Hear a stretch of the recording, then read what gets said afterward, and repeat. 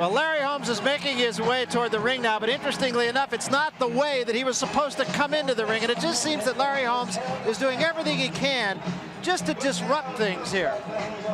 Well, I think that the guy who eventually beats the champion is somebody who has similar skills to Larry Holmes when Larry Holmes was on top of his game. Someone who could frustrate him, make him anxious, make him wild, and have the nerve and the poise to stand in there while the bombs are flying all around him. Well, let me ask you another thing, Ray.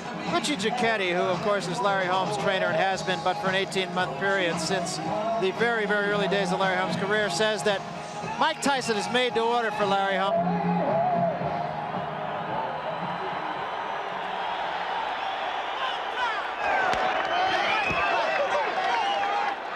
There he is, Mike Tyson, the youngest ever heavyweight champion, undefeated, 32-0, 28 knockouts.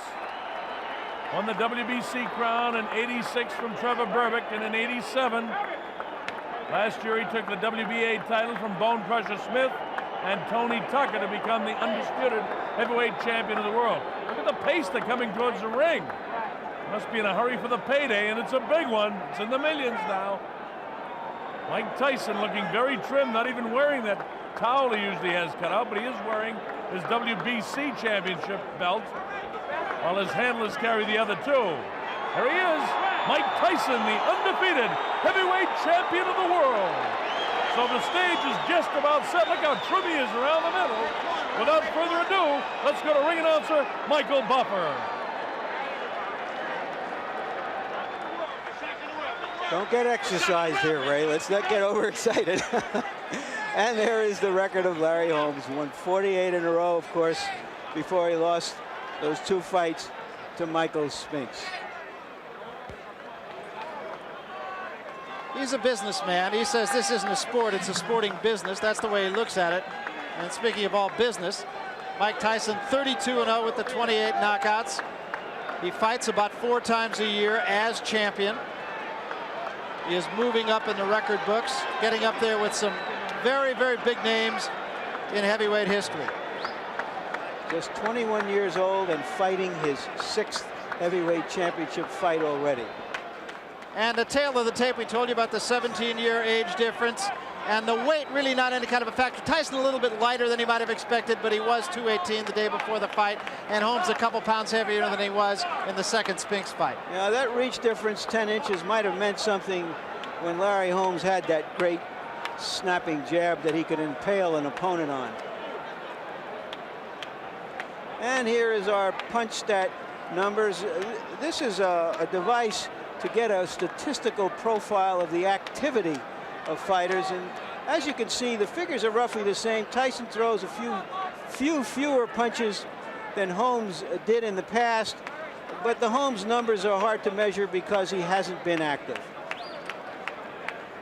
And there you see the jabs, Tyson throwing fewer, Holmes of course throwing many more. And the rules for this one, it is a 12-round fight, incidentally. WBA and WBC now 12 rounds. Other than that, they're the rules for just about every fight you see here on HBO. No 3 knockdown rule and a fight.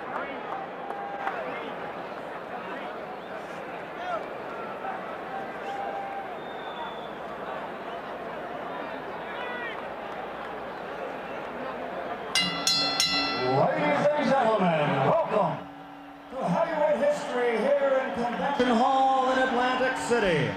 Now, before the official introductions, I would like to acknowledge a man here in the ring who is indeed a man of heavyweight history. In 1960, he was an Olympic gold medal champion. In 1964, he became the heavyweight champion of the world. In 1974, he again won the heavyweight title. And in 1978, he became the only man in heavyweight history to win 3 world championships.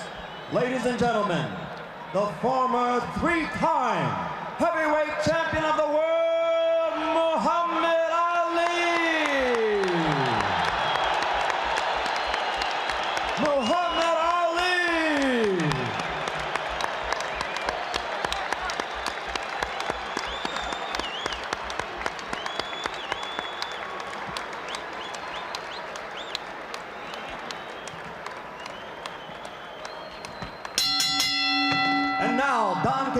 Productions and the Trump Plaza Hotel and Casino present Heavyweight History.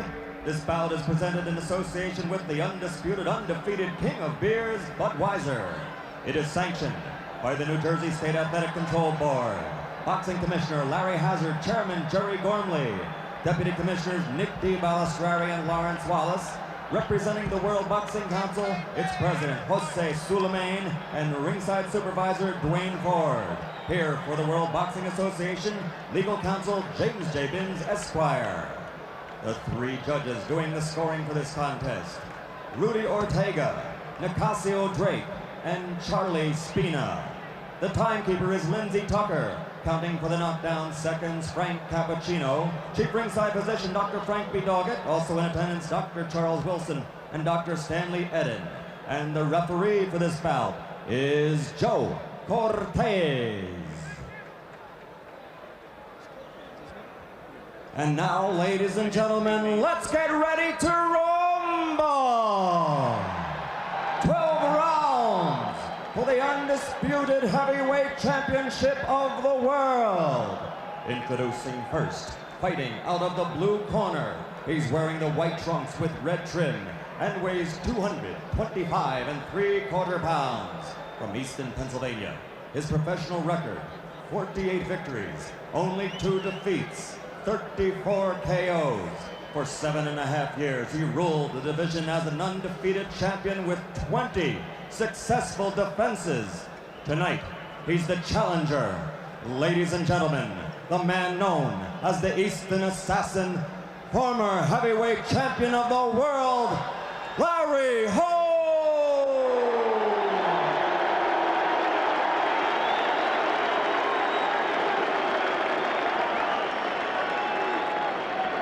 And in the red corner, wearing the solid black trunks, weighing 215 3/4 pounds, from Catskill, New York, which is the hometown of the late great trainer of champions, Cus D'Amato. His professional record, a perfect 32-0, 28 KOs, 23 KOs in 4 rounds or less, and 16 knockouts in the first round. Ladies and gentlemen, I present you the undefeated, undisputed heavyweight champion of the world, Iron Mike Tyson. Well, the crowd is ready for the heavyweight championship of the world. Mike looks almost bored, but he's anything but. That's just his demeanor. I gave you both the rules in the dressing room. Remember what I told you. I'm here to enforce my rules. Obey my commands at all times. Any questions? All right, shake hands. Good luck to both of you. All right, we're set to go. The young bull and Mike Tyson against the old bull and old warrior and Larry Holmes. Mike coming off a 7th-round KO over Tyrell Biggs. Larry Holmes, as you know, lost that 15-round decision to Michael Spinks. He also lost his IBF title in the fight prior to that to Michael Spinks in a very close and controversial decision. Actually, both of them were. Here he is, Larry Holmes in white, and Mike bangs to the body right away. Holmes hangs on. Larry had over 20 title defenses when he was champion. And now the young guy is chasing him down. I'm a huge fan of Larry Holmes, but this isn't the Larry Holmes that I want to remember. Michael Tyson's legacy is in front of him. It remains to be seen what greatness he may achieve in the heavyweight division. Larry Holmes will go down in history books as one of the great heavyweight champions of all time.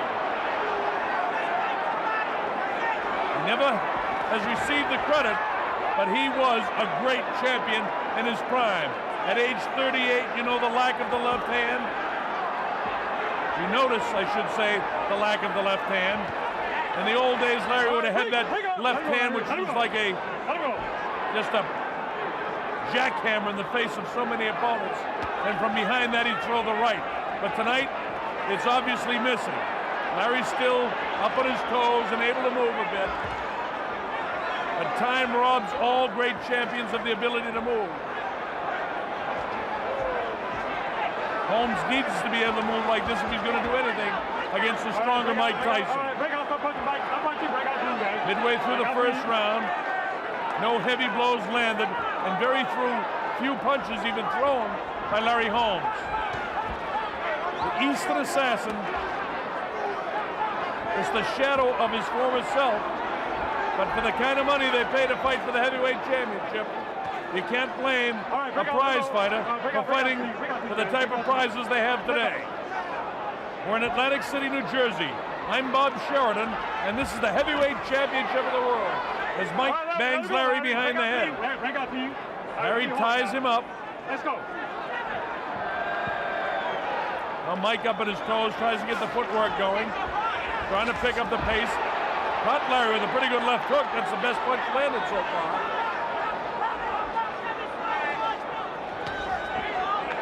Straight right hand to the body of Larry. Now in the old days, Mike Tyson wouldn't have been able to get through that jab, or it would have been much more of a contest. That's what the fight would have been about. In the present day, in January of 1988, the question is, how long can Larry survive against this young bull? Because if Larry continues to fight like this, he can't survive long. The things that made him great are not there, the foot speed or the hand speed. Another crushing blow to the body of Larry Holmes. Closing seconds of the first round. As the bell, ending round one.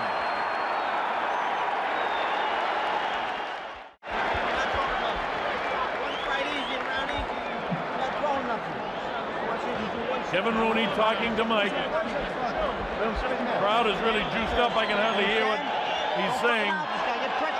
But he wants to stay right on top of him, is one of the things he's saying. Now listen to me. You're not using your jab at all. I want you to be aggressive behind the left hand. Range on your jab, make it hurt a little more. You got to make the jab count a little more. Well, Richie Giacchetti is giving Larry good advice. He's saying, make him pay with the jab. The jab was noticeably lacking. I've done almost all of Larry Holmes' fights throughout the prime of his career, and he was, ladies and gentlemen, one of the finest heavyweights of all time. Never given credit because he came on the heels of the great Muhammad Ali. And that's a tough act to follow. This is round two, scheduled for 12. This is the heavyweight championship of the world. We're in Atlantic City, New Jersey in the Convention Center. Again, I'm Bob Sheridan, and again, I hope you're enjoying it. Because in spite of the fact it's an aged Larry Holmes, it's always exciting to watch the former great against the present great. The only thing is, this is beginning to remind me of the night that Larry Holmes beat up Muhammad Ali. And for some of you old-timers, you might remember Rocky Marciano knocking out Joe Louis. It's that kind of night. I just hope Larry doesn't get hurt, because believe me, I'm a huge fan of Holmes. And because of that, I notice all of the things lacking that the one-time great Larry Holmes could do, he's not executing tonight. He's standing flat-footed. He's an easy target for Mike to hit. Mike is quicker, Mike is stronger. Larry can tie him up and use his tremendous defensive ability and those long arms. But the great weapon that Larry possessed was a driving, pounding left jab, and it's not there. Big right hand to the body of Larry. And those punches against the 38-year-old body will take their toll as well. Holmes hanging that left arm, and that could be disastrous before it's over.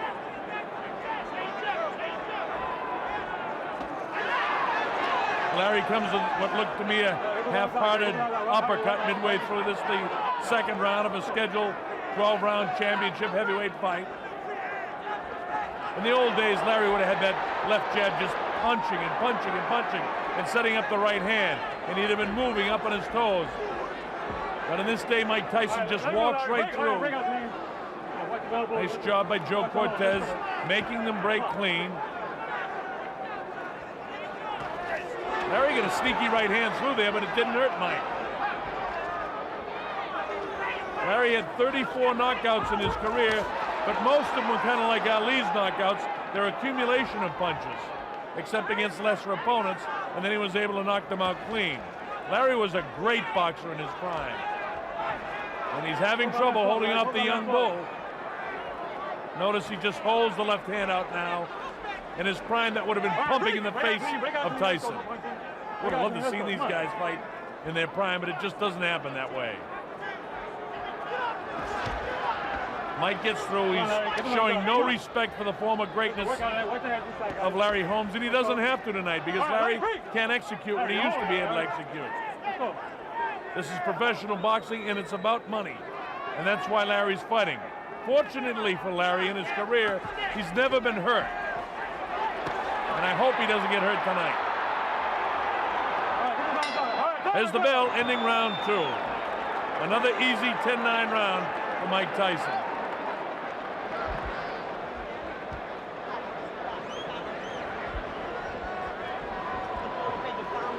Kevin Roney continues giving instructions to Mike Tyson. With the crowd in here, it's hard to hear again. Don't tell me I ain't holding you tight. You're not punching me. Let him hold you. Mike answers back Kevin. Notice Kevin tells, hey, Mike, not taking that. You listen to me. It's exactly what guys need when they get a lot of money and a lot of fame like Mike has now. They need somebody to give them this kind of direction. Kevin Rooney, one of the best at it. He's been with them since he was a kid. Let's see what we see here. Digs to the body, now the left hook. That grazes past the chin of Larry. There was one other punishing body shot during the course of the second round. All right, here we go, round number 3. Atlantic City Convention Center in Atlantic City, New Jersey. The heavyweight championship of the world. Larry Holmes. Notice how flat-footed he is, and you remember when he used to fight up on his toes, bouncing left, bouncing right, sticking that jab out, really stinging the jab. There's a little bit of bounce there, but then he goes back to settling down, back on his heels. Mike moves the body, moves the head side to side. He's up on his toes. And when Mike gets up on his toes and moves side to side, he's at his best. But right now, with the inability of Larry Holmes to land the jab or even use it much, Mike comes right through. That's one of the best combinations that Larry's thrown, and it doesn't shift Mike at all. It doesn't even back him off.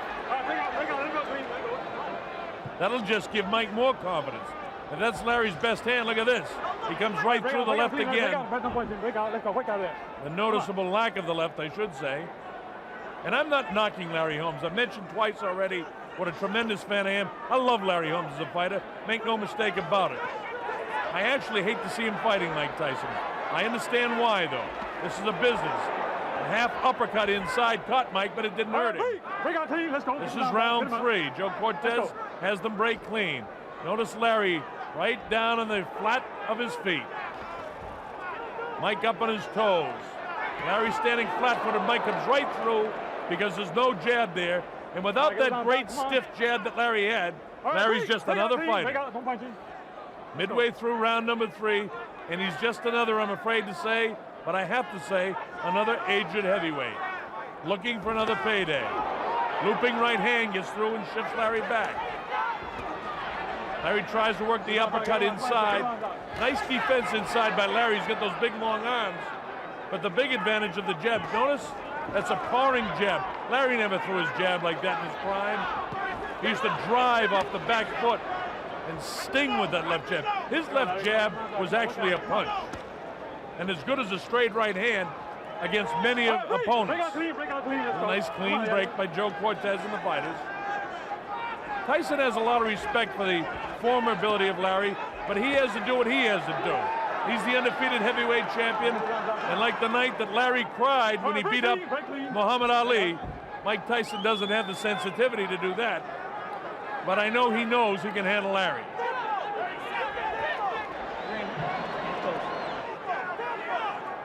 Holmes parring with the left. A little bit of a stiff jab that time, but not punishing. Larry tentative with his right hand. He ties him up inside so Mike can't punish the body. There's a digging body shot, a bit on the low side. About 10 seconds to go, and this is the 3rd round. Joe Cortez says, keep him up, Mike. Borderline shot. And there's the bell ending the round. The right hand gets through, and a light left just at the bell. Larry says, hey, Joe, keep an eye on that.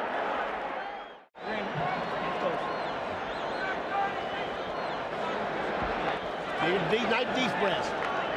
Big one. Something red in that. That's not water that he's getting in there. I don't know what that is, but Other what? I don't think he's supposed to have it, whatever it is. Me. It's all Let academic him do because it, okay? if it's All something right, in there that can okay, keep all him right, going for a okay, few hold on. rounds, it's great. Let's Here's go the now. water now. Come on now. Okay, let's see the replay. Watch for the right hand. Boom! See that spin the head? Now watch the bell. You'll see a left hook. Oh, right there on the ear. Joe Cortez just get in there, and Larry complained after that it was a little after the bell. Stay relaxed. Keeping knees bent. Your defense. Kevin Rooney keeping that Q-tip up in the nose of Mike. Might have a little cut up in his nose, but that's nothing. That's common for all fighters. Coming up to round number 4. Holmes has got to do something to change the pace of this fight. So far, he's done absolutely nothing. He's not throwing punches. All right, here we go, round 4. Bob Sheridan here at the Atlantic City Convention Center. You're watching Larry Holmes. Oh, look at this. Larry up on his toes using the jab. Swinging that left hand in front of him. Shades of Holmes of old. But watch out, Larry, for that right hand. Mike is extremely quick. Oh, wouldn't it be great if Larry could keep this up for a few rounds?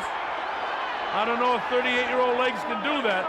Ali, late in his career, used to do it for the last 15 to 20 seconds of rounds, and he stole rounds, but doing it at the start of a round is something different. There's Larry back on his heels again now, after Mike's banged him inside again. Well, for you youngsters, you saw just a shade of the old Larry Holmes. And now here he is back to the... Oh, left hook got Larry that time. That never would have happened in the old days. And in 1988, it's Mike Tyson's era of the 80s. Larry had his go in the 70s. In 1978, his fight against Kenny Norton was one of the great fights of all heavyweight history. Dead even fight going into the final round of the fight, and Holmes eked it out.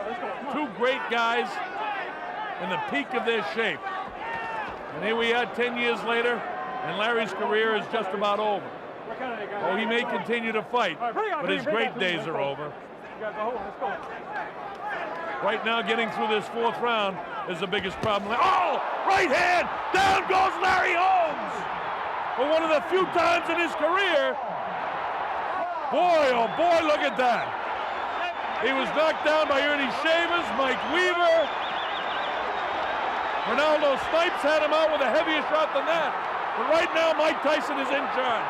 He's the boss, and Larry's down for the 2nd time. There's no 3 knockdown rule, but Larry's in a heap of trouble here. His legs aren't there. He'll take the standing 8 count. It's almost academic now. Mike smells the blood. He senses the kill. He comes in for it. Larry trying to hold him off. There's too much time left in the 4th round. The end of a great career is imminent. Larry Holmes' legs are jelly. There's lightning in the fist. Big right hand, followed up by the left hook. Lightning in the fist of Tyson. Straight left hand. He faced that one, getting in position. Mike showing patience to get set for the big shot. Right hand hurt Larry again. He's back at his heels. Left hand. Larry's going to get hurt. This is bad. I hope Joe Cortez takes a look into the eyes. Larry gets nailed with the left hand, the right hand, digs to the body, goes to throw right hand, gets clipped with a big right hand. He won't get up from this one. It's all over. Joe Cortez has seen enough, and Larry Holmes is knocked out. He doesn't count him out, but he's out. It looked a bit like Larry was in the process of throwing a right hand to get caught up in the ropes, and when he threw the right, the power of the right spun his body towards the right, and it left him wide open with his left hand down for a right hand of Mike Tyson, and he got clipped and he got knocked out. A lot of confusion in there. Larry seems to be okay, thank the good Lord above for that. Again, I've been a tremendous fan and boost of Larry Holmes throughout his career. He may be my favorite of all time. Of course, Ali is in a class by himself, but in all the other heavyweights, I love this kid as a fighter. Never got his just due. He was a tremendous champion. But this is the man of the hour. Mike Tyson's record goes to 32-0. Here's the first knockdown. A crushing right hand right on top of the temporal bone and above that left eye. Same thing, different angle. Watch for it. Feints. Boom, right there. Look at that. The power of that right hand. And Mike driving off his back foot and really has everything going. Watch the way, see? Watch the way, see? He's almost jogging into it. He's got everything going for him when he lands that right hand. Please clear the ring. In years gone by, Larry would have had the left up. Is the second knockdown now. Let's see how this occurs. A left hand, a right hand, and then just an accumulation of pretty good shots there. This isn't as tough a knockdown as the first one. Same thing. See, he misses that shot, catches him good there below the jaw, but he's already rattling his brain. He's out on his legs right here. And then on top of the head, which rattles the brain again, and Larry crumbles down. Same thing, different angle. See their front feet getting tied up there. Mike actually in almost a southpaw stance with his right foot forward, stepping on Larry's outstretched left foot, and is the last knockdown and the finishing series of the fight. Watch for Larry's right hand. See that get hung up in the ropes? And so he's totally exposed, and Mike throws one more right hand, and that's all the inside of Larry's skull could take. Thank the good Lord again that Larry's okay, because he's never been hurt like this before. Oh, that is a tough, tough punch. And the left hook digs to the body. He's out on his feet right here. Goes to throw it, and it's caught, and it exposes his body. And then, look, right there. Boom. His head going one way, Mike's fist coming the other way. And this is the very last time. This will show exactly how that right hand gets hung up in the ropes. And watch the way he spins his body. And right there, he's caught, exposed, and Mike, boom, he jumps on it. And that's all she wrote. Mike Tyson retains the heavyweight championship of the world. Ladies and gentlemen, here's the official time. The end comes at 2 minutes, 55 seconds of the fourth round. The winner, and still the undisputed, undefeated heavyweight champion of the world, Iron Mike Tyson.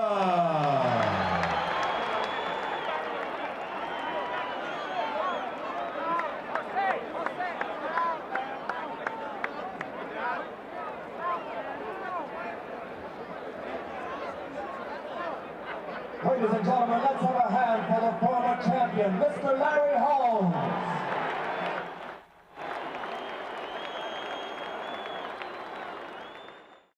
Mike Tyson, without question, should be champ for a long time. Let's take a look at the total punches in the fight, and they're pretty much indicative of how the fight went. Mike Tyson threw 132 and landed 65, just about 50%. Holmes 30 out of 70. Let's go to Larry Merchant, who is with the champion, Mike Tyson. Larry? Okay, Mike Tyson, this means something special to you tonight because Larry Holmes was once an outstanding fighter. Well, it's great to have the name on my record, but everyone knows Larry Holmes was a legendary fighter, and if he was at his best, I couldn't stand a chance. He's a great fighter. I admire him very much. He made you wait for 4 or 5 or 6 minutes before the fight started. Would you just think this was the kind of gamesmanship? Well, I was waiting for him to fight, because I know when he fights... I mean, before the fight even started, there was a long delay in the dressing room. Were you aware of it? I didn't worry about it, because I've seen him fight so many times, and just watching him fight so many times, I was expecting everything that he's done tonight. When you got into the fight and you saw his tactics, was there anything that surprised you, that he was just trying to frustrate you? Well, I knew he was trying to frustrate me, but I'm too seasoned of a fighter at this stage in my life to be frustrated for those particular tactics. A year ago, when he had an opportunity to fight you, would it have been more difficult? Well, like I said before, at his best, he was the greatest of our time. Came the third round, he started to drop some right hands on you. Was that really his strategy, to lull you and then to hit you with some right hands? The right hands wasn't landing cleanly. They were only glancing blows. They weren't landing cleanly. And what was effective for you, do you feel, up until the fourth round? The right hand. I knew I was going to him the right hand, because all through his career, he was susceptible to right hands. And eventually that proved true. Was it something you saw, or was it just a question of getting close enough, firing off enough, and hoping for one to get in? Kevin Rooney was telling me to get close enough so I could land the right hand, and I saw it open, and I did. When you knocked him down, did you think that he would get up? Well, I didn't think he would get up, but he's a game fighter, like I said. You've seen a lot of films of him. He always got up in the past. Did you think he would be able to fire back? It looked at one point. I knew once I got him hurt, he was finished. That you're saying that other times he was knocked down, the fighters didn't know how to finish him? Absolutely.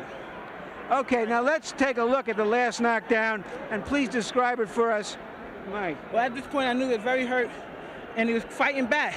So I knew to throw everything at him.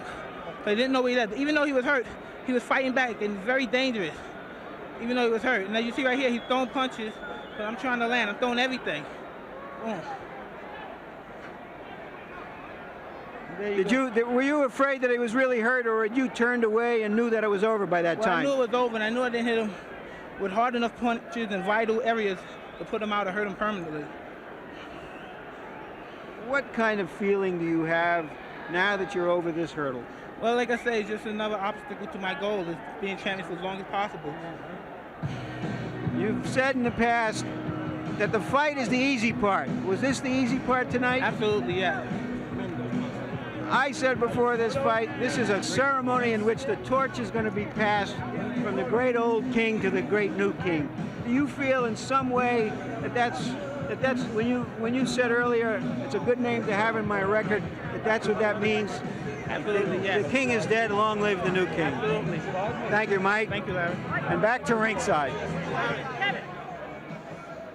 Well, so Mike Tyson has won it in 4 rounds, and it's been said that if you're going to beat Mike Tyson, you got to hurt him first. Nobody's been able to do that. It's also been said that you have to back the man up, and nobody has been able to do that. There have been a couple of trainers who said Cus D'Amato's fighters, of course, who use that peekaboo style, like Mike Tyson does, have to be backed up to be beaten. Nobody's been able to do that to Mike Tyson. It's happened a couple of times. Dick Tiger did it once before to Jose Torres, who was a Cus D'Amato fighter. And Floyd Patterson lost a fight that he wasn't supposed to lose also to a fellow by the name of Sonny Liston, because Sonny Liston was able to back him up. But so far, Mike Tyson, of course, a bigger fighter, certainly bigger than Jose Torres, who was a light heavyweight, and much bigger than Floyd Patterson at 215 pounds, simply said nobody has been able to force Mike Tyson to take a backward step. That was the case for Larry Holmes tonight. He did portend himself very well, actually. He came in with a good fight plan. He told many people he was going to go only right hand and uppercuts. He did that. He told other people he was going to go mainly left jab. He did a little bit of that.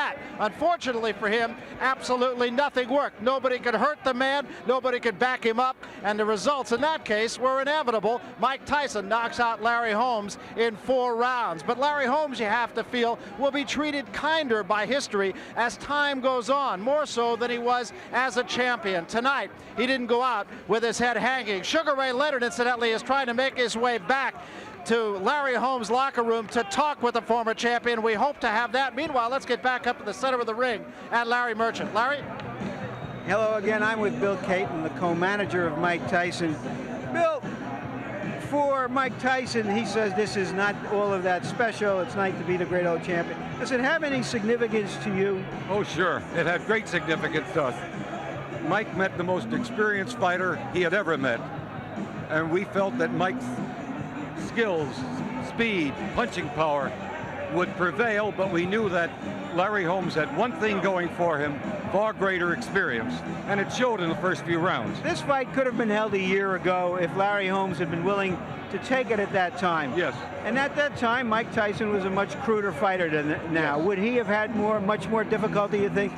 I don't think so. Mike had been taught how to fight Larry Holmes by Cus D'Amato. Cus would sit at the screen over Larry Holmes' fights with Mike right next to him and tell Mike how he should fight Larry Holmes. Cus had always wanted Mike to fight Larry Holmes early in his career. Let's take a brief look ahead. What is the prospect for Mike Tyson's fights in the immediate future? The whole world knows now that he's signed a long-term contract with HBO, 6 more fights. What are the next few fights in your view? The next fight is definitely scheduled for March 21st at the new Tokyo Dome in Tokyo, of course, against Tony Tubbs. Following that, there's a possibility that he'll either meet Michael Spinks, if our problems can be worked out, or else Frank Bruno at Wembley Stadium in London. Briefly, what are the problems that have to be worked out with Michael Spinks and his promoter, manager, Butch Lewis? In a nutshell, Butch Lewis cannot be the promoter or co-promoter of a Mike Tyson fight. That is the only problem we have. You're saying I'm sure that- it will not be a money problem in any way. You're saying that the champion should appoint the promoter, the challenger has to come as the challenger. That's exactly it. All right, thank you very much, Bill Very Caton. good. Barry? Happy to talk to you, Larry. Okay, thanks very much, Larry Merchant. So you have a little bit of an idea of what then is down the road for Mike Tyson. It appears that the next man will be Tony Tubbs, although the Japanese promoters of that fight have said that Tubbs must come into that fight in shape. He hasn't been in great shape lately. He is working hard in Los Angeles with Lou Ferrigno, the bodybuilder, trying to make some kind of a body out of Tony Tubbs. Not to mention trying to make some kind of a fighter. He was a man at one time with a promising future, but he appears, if he can get himself in shape, he will be the next opponent then for Mike Tyson in Tokyo on March 21st. Let's go back to Larry Holmes' locker room now, where Ray Leonard is with the former champion. Ray? Thanks, Barry. Larry, you displayed the heart you showed as a champion years ago. I thought the earlier rounds, your tactics were working. What game plan did you have in mind? Exactly that. Going out there, circling time up, making miss. And what I did wrong was waiting for those fifth round, because he usually get tired around the fifth round. Waiting for that instead of going out and boxing, thinking about saving my energy. And when I started work, I wanted to go inside, and I got hit, you know. You know, you fought the big guys, big punchers, Ernie Shavers, Ken Norton. How would you rate Mike Tyson's punching power? Well, I got to say he's a sharper puncher than the other guys. The other guys punch much harder, but he's a sharper puncher, you know. Hit me right here on the forehead and knocked my equilibrium off, and that's all, you know. I just didn't have no more balance. Did you study the tape of Bone Crusher Smith and pretty much picked up some of those tactics?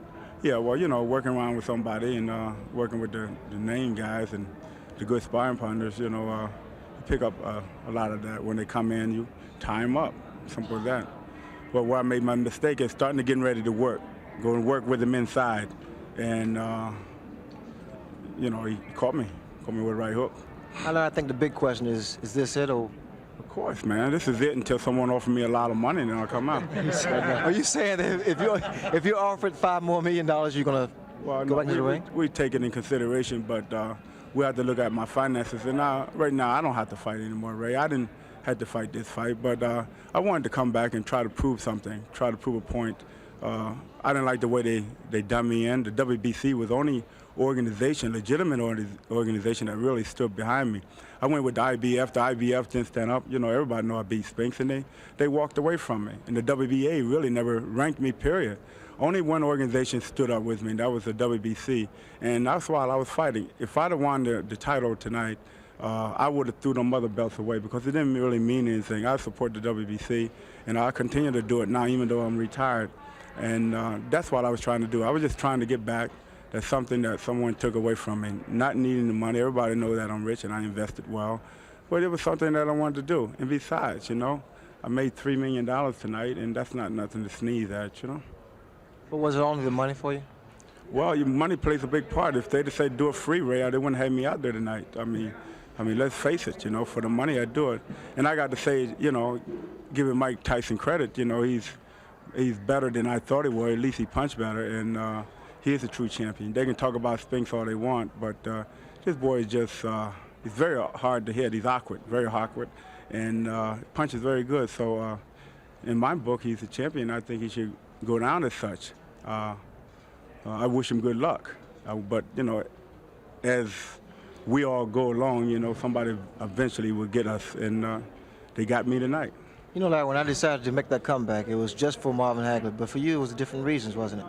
Of course, Ray. You know, I didn't like the way I went out. I didn't like the way they done it to me, and you know, I wanted to come back and show. You know, but you know, at 38 years old, the long layoff, it kind of hurts. But I don't have nothing to be ashamed of. I'm gonna hold my head high. I'm gonna still love my family, and I'm gonna have a party tonight, and I'm gonna have a party tomorrow night.